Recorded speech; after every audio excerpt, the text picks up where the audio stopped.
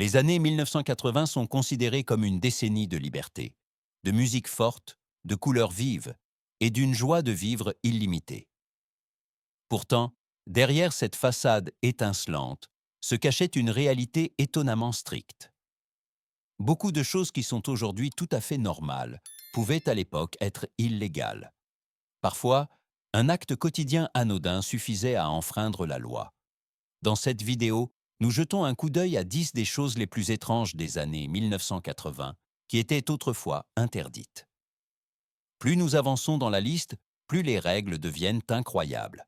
Certaines semblent aujourd'hui presque absurdes, d'autres montrent à quel point notre société a changé. Restez à l'écoute, car la première place vous surprendra à coup sûr. 1. La collecte d'eau de pluie était illégale dans le Colorado. Dans les années 1980, une chose aussi banale que la pluie pouvait soudainement devenir une infraction à la loi dans le Colorado. La collecte d'eau de pluie, même depuis son propre toit, était considérée comme illégale. Ce qui semble aujourd'hui logique et écologique était alors strictement interdit. La raison en était la législation stricte de l'État en matière d'eau. Selon le principe du premier arrivé, premier servi, chaque goutte d'eau était déjà attribuée avant même d'atteindre le sol. L'eau de pluie n'appartenait légalement pas aux propriétaires de la maison, mais aux personnes en aval ayant des droits d'eau existants. Celui qui captait la pluie pouvait donc être considéré comme utilisant la propriété d'autrui. Dans les années 1980, le Colorado était le seul État avec une telle interdiction. La loi visait à prévenir la pénurie d'eau, mais elle semblait incompréhensible pour beaucoup de gens. Ce n'est que de nombreuses années plus tard qu'une réévaluation a commencé. À l'époque, cependant, il était clair, même la pluie tombant du ciel n'était pas vraiment disponible librement. 2. Les jeux de frisbee et de ballon étaient interdits sur les plages de Los Angeles. Dans les années 1980, une journée de plage tout à fait normale à Los Angeles pouvait soudainement coûter cher. Quiconque lançait simplement un ballon de football ou laissait un frisbee glisser dans les airs risquait une lourde amende. Sur de nombreuses plages, il était en effet illégal de jouer avec des ballons ou des disques sans l'autorisation d'un sauveteur. L'arrière-plan de cette interdiction était la préoccupation de la sécurité. Les autorités craignaient que des frisbees volants ou des ballons de football durs ne puissent frapper des promeneurs, des baigneurs ou des enfants qui jouent. Pour éviter les accidents, une interdiction générale fut décidée. Même des jeux de loisirs inoffensifs étaient soudainement considérés comme un danger potentiel. Pour beaucoup de gens, cette réglementation semblait exagérée. La plage représentait la liberté, l'été et l'insouciance, mais c'est précisément là que le plaisir spontané était strictement contrôlé. Ce n'est que des décennies plus tard que les réglementations furent assouplies et les jeux de ballon partiellement réautorisés. Dans les années 1980, cependant, cette loi montrait clairement à quel point même les activités de loisirs quotidiennes pouvaient être réglementées. 3. Danser sur l'hymne national était interdit au Massachusetts. Dans les années 1980, la musique au Massachusetts pouvait faire plus que simplement susciter des émotions. Elle pouvait avoir des conséquences légales.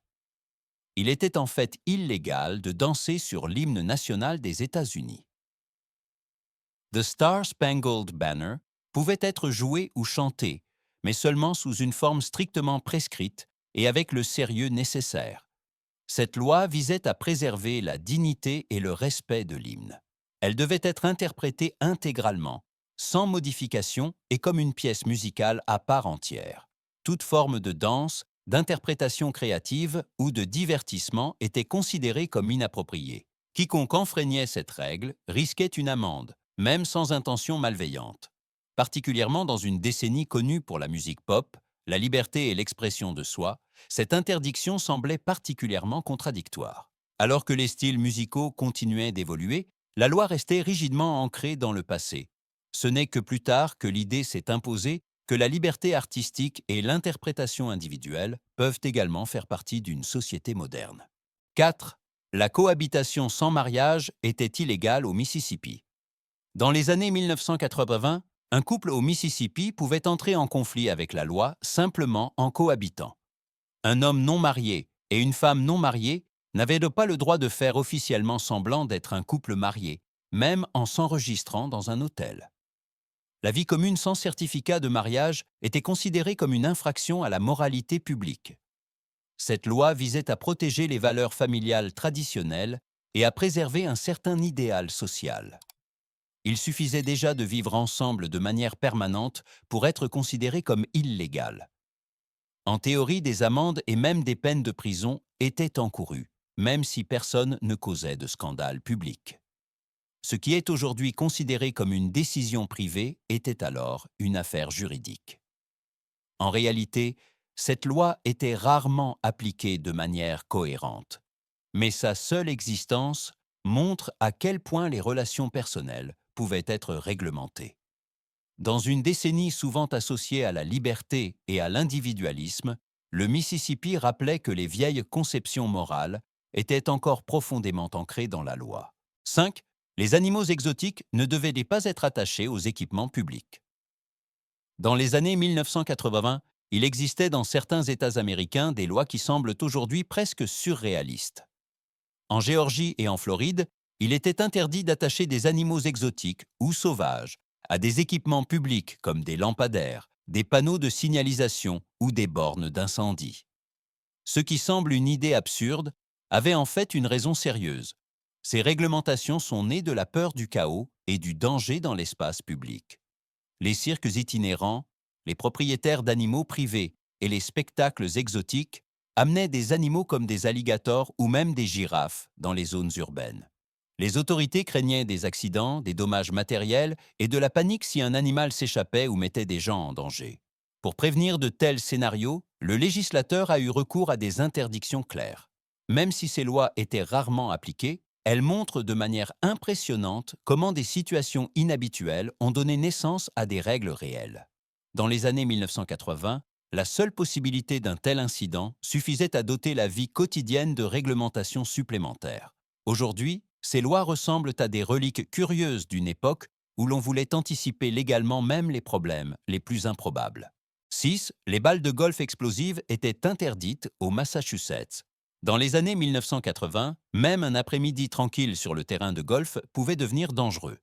Au Massachusetts, il était illégal de vendre ou d'utiliser des balles de golf qui pouvaient exploser. Ce qui ressemble d'abord à une mauvaise plaisanterie était une réaction réelle à un problème bien réel.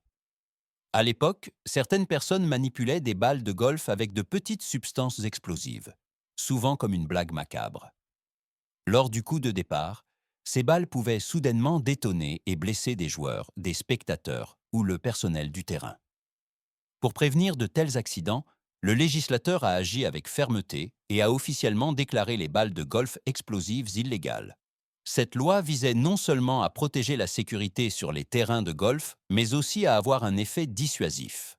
Même si de tels incidents étaient rares, le risque était suffisant pour tracer une ligne juridique claire. Dans les années 1980, cela a montré une fois de plus à quel point même des activités de loisirs apparemment inoffensives pouvaient être strictement réglementées en raison de cas extrêmes isolés. 7. La pêche à cheval était interdite en Utah. Dans les années 1980, on rencontrait en Utah une loi qui déconcerterait même les passionnés de plein air. Il était interdit de pêcher à cheval. Les cow-boys et les cavaliers qui pensaient pouvoir lancer leur ligne directement depuis la selle dans l'eau agissaient ainsi en dehors de la loi. L'origine exacte de cette règle n'est toujours pas clairement établie. Il est probable que les autorités craignaient des dommages aux berges des rivières ou une perturbation des populations de poissons par les chevaux dans l'eau. Il s'agissait peut-être aussi simplement d'ordre et de contrôle, car un cavalier avec une canne à pêche ne correspondait pas à l'image classique de la pêche réglementée. Bien que cette interdiction soit peu connue, elle a persisté pendant des années. Ce n'est que bien après les années 1980 qu'elle a disparu des réglementations officielles. Elle symbolise une époque où même des activités inhabituelles mais inoffensives étaient légalement restreintes, juste pour exclure d'emblée les risques potentiels. 8. Dormir dans une fromagerie était illégal en Dakota du Sud. Dans les années 1980, la fatigue pouvait avoir des conséquences inattendues en Dakota du Sud. Dans cet État, il existait une loi interdisant de dormir dans une fromagerie. Une sieste au travail n'était pas seulement mal vue, mais officiellement illégale. La raison de l'élaboration de cette loi n'est pas clairement établie. Les autorités se sont probablement inquiétées de l'hygiène et de la qualité de la production fromagère. Un travailleur endormi pouvait être considéré comme un risque de contamination ou comme quelqu'un qui négligeait ses responsabilités. Dans une industrie où la propreté et le contrôle sont essentiels, il était évident qu'on ne voulait laisser aucune marge de manœuvre. Même si cette interdiction était rarement appliquée, elle a persisté pendant des décennies. Elle montre à quel point certaines lois réglementaient le quotidien du travail de manière détaillée et stricte. Dans les années 1980, même un court instant d'épuisement pouvait devenir problématique légalement, du moins sur le papier. 9. Faire du vélo dans une piscine était interdit en Californie. Dans les années 1980, une tendance inhabituelle en Californie a donné lieu à une loi tout aussi inhabituelle. Les jeunes ont commencé à utiliser les piscines vides comme des skateparks improvisés et à faire du vélo BMX ou du skateboard dans les bassins profonds. Ce qui était pour eux une expression de liberté et de créativité fut rapidement réprimé par le législateur. Pour prévenir les accidents, les dommages matériels et les cascades dangereuses, il fut déclaré illégal de faire du vélo dans les piscines. Les autorités voulaient éviter que des installations privées ou publiques ne soient endommagées et que des jeunes ne se blessent gravement. Particulièrement pendant les mois d'hiver, lorsque les piscines étaient vastes et vides, ce comportement était considéré comme un problème croissant. Même si beaucoup ne connaissaient guère cette interdiction, elle reflétait les tensions entre la culture jeune et l'ordre. Dans les années 1980, la loi réagissait souvent plus vite par des interdictions qu'elle ne comprenait les nouvelles tendances. Ce n'est que plus tard que des skateparks légaux ont été créés, et de telles réglementations ont tranquillement disparu de la vie quotidienne. 10. Siffler sous l'eau était interdit dans le Vermont. Dans les années 1980, même un amusement inoffensif en nageant dans le Vermont pouvait enfreindre la loi. Dans les lacs et les rivières, il était interdit de siffler sous l'eau, une règle qui semble si insignifiante que beaucoup de gens la prenaient pour un mythe. Mais elle existait bel et bien. L'origine exacte de cette loi n'est pas claire. Certains supposent que l'on voulait éviter les perturbations du calme ou les dangers dans l'eau. D'autres y voient une vieille superstition qui a persisté obstinément dans les textes de loi.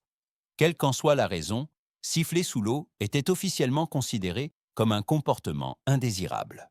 En pratique, cette interdiction était rarement appliquée, mais elle a persisté pendant des années et a provoqué des hochements de tête. Ce n'est qu'au début des années 1990 qu'elle a finalement disparu des réglementations. Cette loi symbolise de nombreuses règles des années 1980 qui en disent de plus sur la mentalité de leur époque que sur de réels dangers. Une conclusion parfaite pour une liste d'interdictions que peu de gens jugeraient possibles aujourd'hui. Ces lois semblent étranges aujourd'hui, mais dans les années 1980, elles régissaient le quotidien de nombreuses personnes. Elles montrent à quel point les valeurs, les peurs et les conceptions de l'ordre évoluent avec le temps. Ce qui était autrefois strictement interdit est souvent à peine imaginable aujourd'hui. Si ce voyage à travers les règles curieuses du passé vous a plu, abonnez-vous à la chaîne et écrivez dans les commentaires quelle loi vous a le plus surpris. Encore plus d'histoires passionnantes des décennies passées vous attendent dans la prochaine vidéo.